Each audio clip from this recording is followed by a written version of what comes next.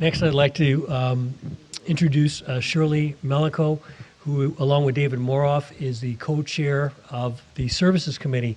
The San Francisco Safe Communities Reentry Council has two committees. One is a policy committee, and the other is the Services Committee. So Shirley also is the director of the Northern California Service League, one of the oldest and most respected organizations that provides support to individuals in county jail and prison.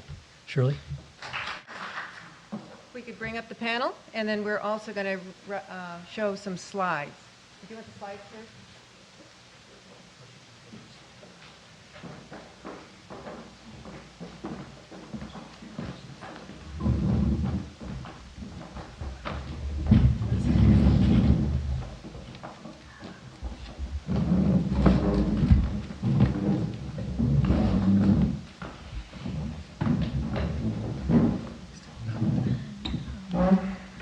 We're talking about services in this committee, so we have a brief slideshow of the services that are available in San Francisco.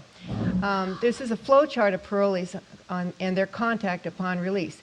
Parolees are directed to report to the parole office on the day of release, the parole officer. Parolees must report to, there's the address 1727 Mission Street or 1110 12th Street. Parole agent conducts an interview to determine the parolee needs, and then the parolee is directed or referred to services. The services that are available to the parolees, one, parolees are required to attend PAC meeting, which is the Police and Corrections Team Orientation, where service providers present their services to parolees, and that's going on as we speak, in fact. The PAC service providers include a wide range, the Bay Area Service Network, based on which we'll start again, drug treatment, child support services, Haight-Ashbury Free Clinic, Social Security Administration, San Francisco City College, Cornell Corrections, Mission Hiring Hall, Northern California Service League, the Parolee Employment Program, Glide, Southeast Community Clinic, Goodwill, Jelani House, Anders and Anders, and anyone else that really wants to be there to serve our parolees. Specialized services also available: the Computer Literacy Learning Center, the Substance Abuse Treatment and Recovery Program, STAR, Independent Living Program, Support Living Program, CJCJ, special programs for parolees with serious medical disorders, citywide case management, and Southeast Health Clinic. Reentry services, the providers include the Northern California Service League, Senior Ex-Offender Program, Up From Darkness, faith-based organizations, Metropolitan House, All of Us or None, Center for Young Women's Development, California Prison Focus, Center on Juvenile and Criminal Justice, and a lot more, I have to say.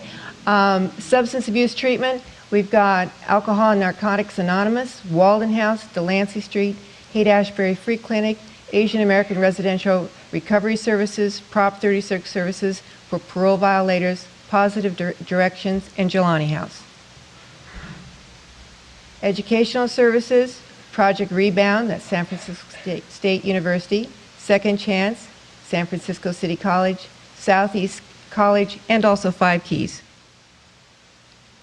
Government services, the Mayor's Office of Criminal Justice, Department of Public Health, Department of Health Services, San Francisco Trial Courts, Department of Corrections and Rehabilitation, the Police Department, District Attorney's Office, San Francisco Adult Probation, San Francisco Sheriff's Department, and the Public Defender. And legal and advocacy services, the legal services for prisoners with children, La Raza, Central Legal, Public Defender's Office, Clean Slate, Expungement Services, California Prison Focus, the Bay Area Legal Aid, and Asian Law Caucus. And employment, the Parolee Employment Program, which is run by the Northern California Service League, EDD, the Department of Vocational Rehabilitation, and independent service providers. Housing is provided through Residential Multi-Service Center, where there's lodging, meals, individual group counseling, parenting skills training, money management and budgeting, life skills training, and medical referrals.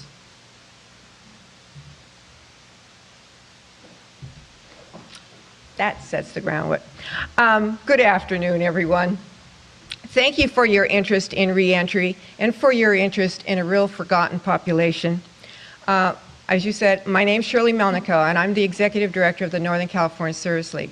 We know the majority of people who are in prison will be released. And there were some slides that were shown earlier this morning. And we said that 85% have significant substance abuse issues. But drug programs work. We know for every dollar spent in a drug treatment, it saves $7 of taxpayer monies. 70 to 90% of parolees are unemployed. We also know that an employed ex-offender is 3 times less likely to go back to prison than an unemployed one. Clearly, employment is a way to reduce recidivism. And 50% are illiterate. Education is an avenue to success. 10% experience homelessness. We do have transitional housing. We do need to have more. And medical and mental health issues may affect over 18% of the population have actually diagnosed psychiatric disorders. And the other thing is the prison population is aging, just like the rest of us. California now has 33,000 people over 45 and close to 9,000 people who are over 55 years of age. In 2022, 16% of the population will be over 55 in our prison system at a cost of over $69,000 per person. And that simply doesn't make economic sense. 60 to 90% lack survival skills. Self-esteem, motivation, communication, and spiritual needs must be addressed. What we have today is a fantastic panel representing the people who actually work with the population, the reentering population. And they will address a lot of issues that I've just mentioned. And we will discuss the programs and the services that are currently available. And we need to look at how we can coordinate our services more so that we can begin to develop a true win-win solutions. In the interest of time, I'd like to introduce each individual panel member, ask them their question, and give them approximately 6 minutes to respond. And then if there are questions, we'll take it at the end of the session. Our first speaker is Lorena Trent. To set the framework for this panel,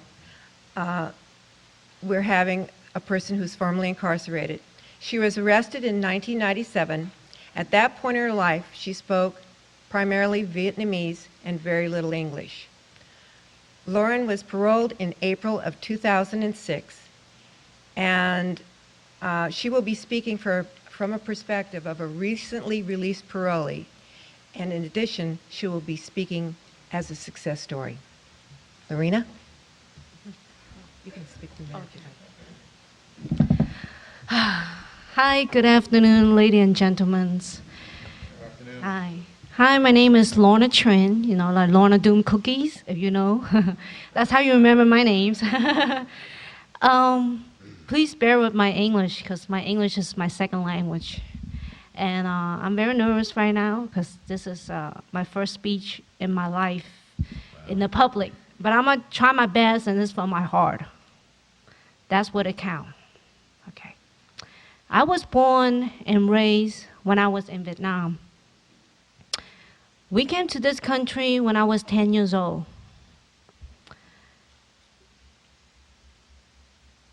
And that's when I started to learn ABC in this language, in English language. And life has been good to me and to my family.